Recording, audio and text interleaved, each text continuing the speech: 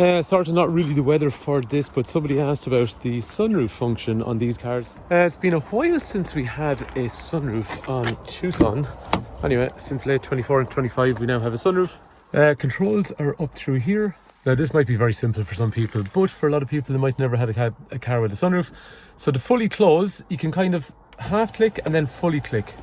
So it's kind of when you're moving this, there's a kind of half click and a full click. And the same when you're going backwards, there's a half click and a full click. So I'm just going to fully click it forward. So when I've fully clicked it forward, everything is forward, right? So let's do a half click backwards. So half click backwards. And all that's going to do is just open up the cover.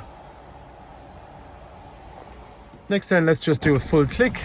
And now that's going to open out the glass section of the sunroof. It's going to go to about, yeah.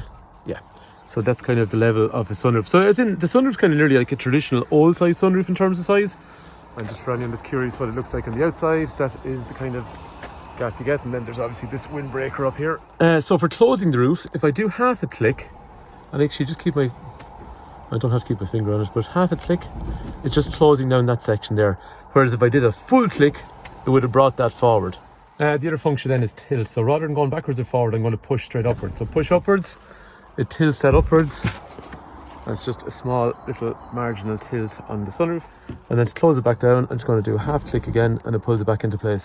Someone's probably going to ask, can you open up the sunroof from the key? And from the best of my knowledge here, you don't appear to be able to. But for closing, I'd say it does. So I'm going to lock the car. I want to bring up the windows. Will it close the sunroof as well? No, it actually doesn't either. So you do have to close the sunroof. Anyway, hopefully that video was useful. Thanks for watching.